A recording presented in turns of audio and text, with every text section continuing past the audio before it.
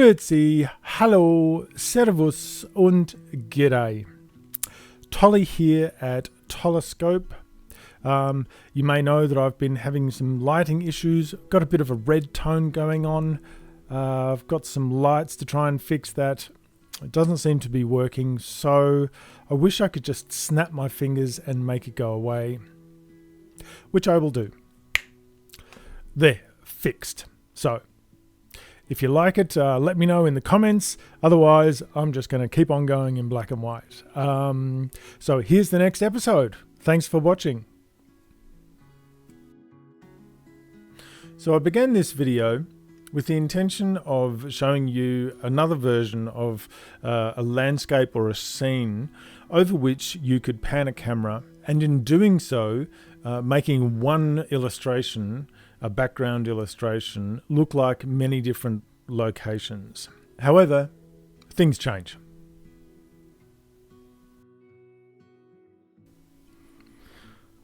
So I began here already.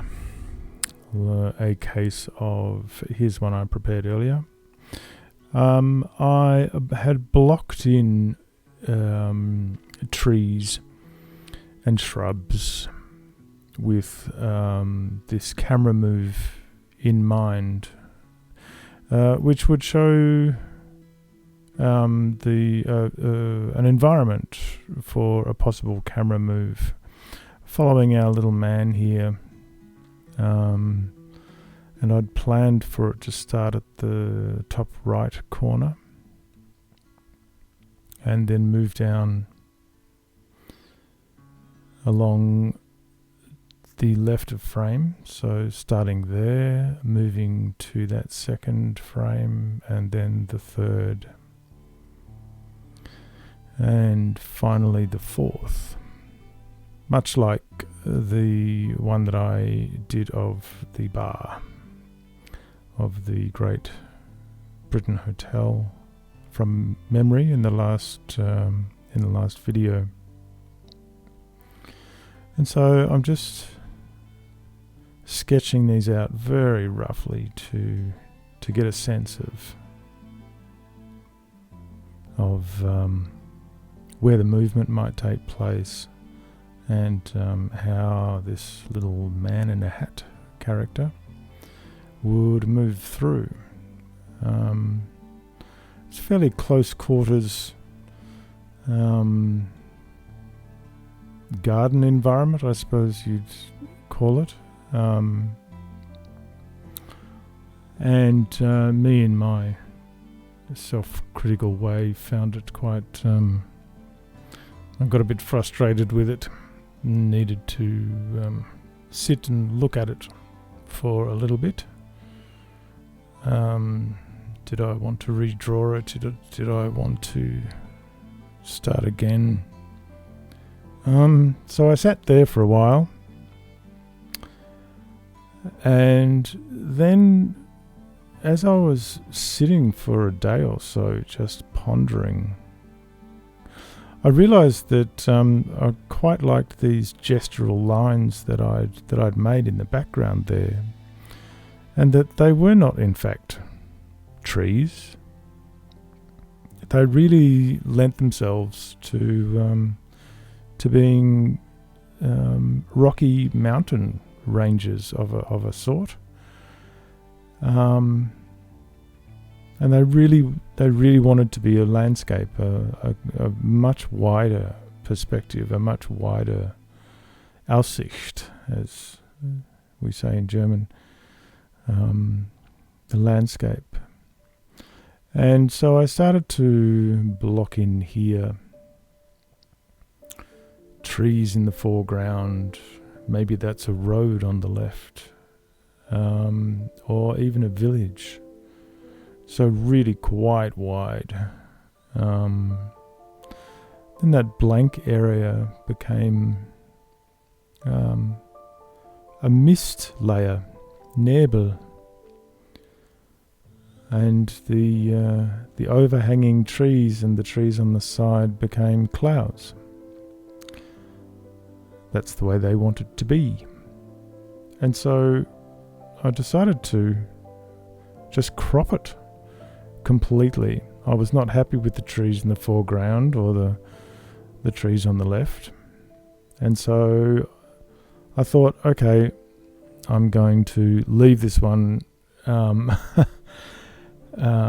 leave this one alone, let it be what it wants to be.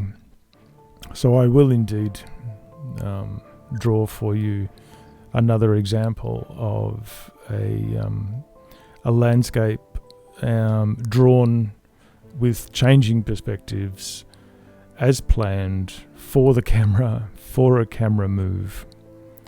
But in this case, I just went with the flow and followed what the drawing was telling me it wanted to be. And so turned it into a much, much wider landscape.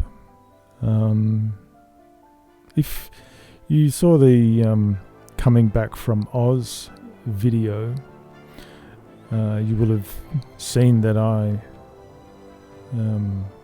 drew a couple of landscape images there.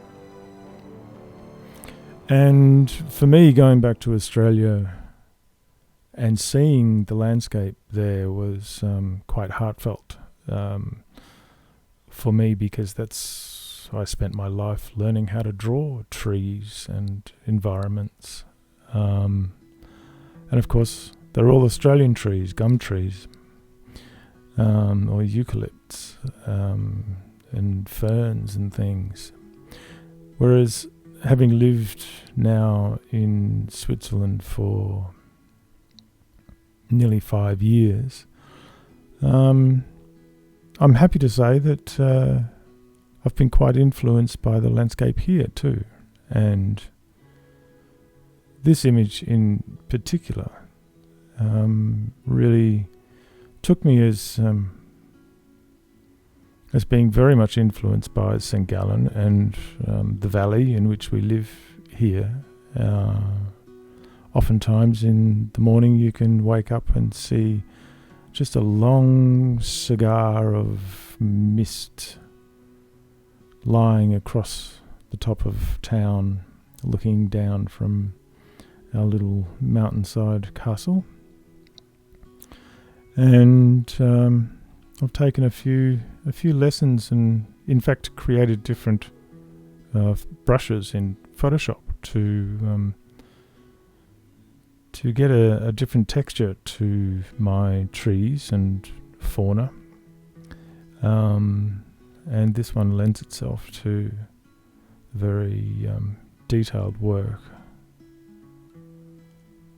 But I was just very fond of the fact that with a couple of very large gestures in the drawing in its earlier lifespan and in its beginnings, just those simple gestures, simple brushstrokes then really decided for themselves that they wanted to be mountainside or mountain peaks. The Swiss word for that is Gipfel or Gipfel. A Gipfel is a small little mountain peak. And so they became Gipfel, and really lent themselves to wanting to have some much greater detail and attention paid to them. So here I'm just going right into just enjoying the rockiness, and as always, zooming back out, taking a look at the whole drawing, and then paying attention to details. And in this way, I think for me it's a very good example of letting the drawing find itself. It's like creating a character in a story. If you're writing, often the character will, when put into a certain situation, the character themselves, there's only one natural way for them to react. So they have their own personality. And clearly with these, what originally were very gestural marks made with the intention of being trees, solid blocks of trees. But no, they did not want to be trees, they wanted to be mountainside. And so let them, I say.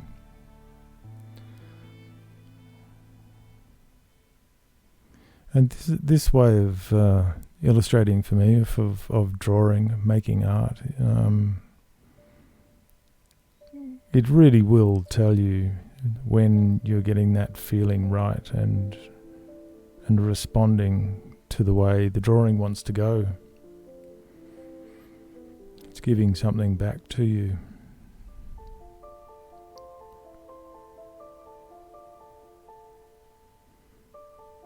And so naturally here, it just wanted to be shadowed on the right hand side, so the light source is clearly coming from behind.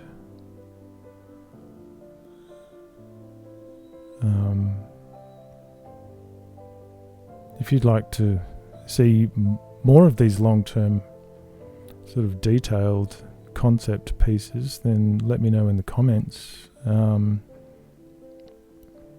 I think it's obvious that I really enjoy doing this. It's a very meditative process in drawing and actually responding to what the drawing has to tell you. It really does have its own life and its own things to say. Sometimes you feel just like a conduit, giving it some expression.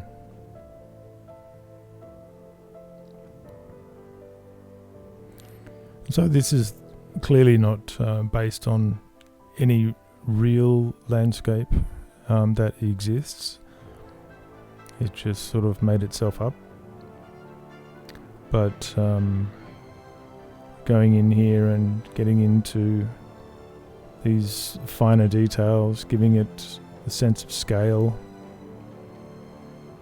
I still look at it and think that it's great that these were once background shrubs.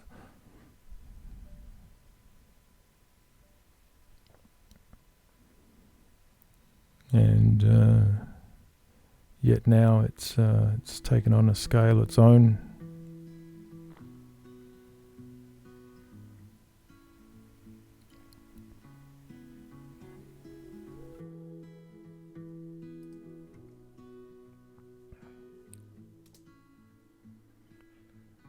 Now moving in to the foreground, the level of trees coming in underneath us, and with my sort of Swiss leafy brush, bumping up the size of the brush and playing with opacity, sometimes about 30%, sometimes 60 or even 100%. Bringing those foreground leaves and foliage forward, making them pop with much higher contrast and bolder strokes.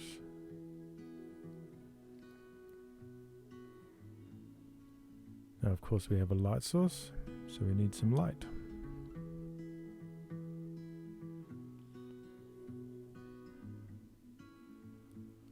And just masking out the peaks, the Gipfel,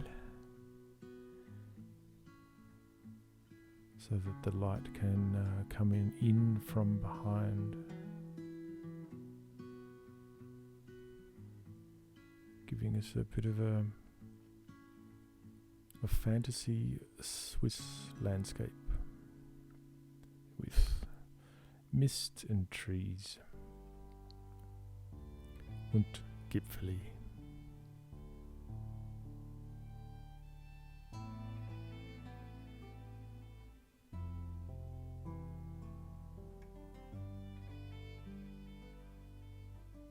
And so the drawing became what it wanted to be.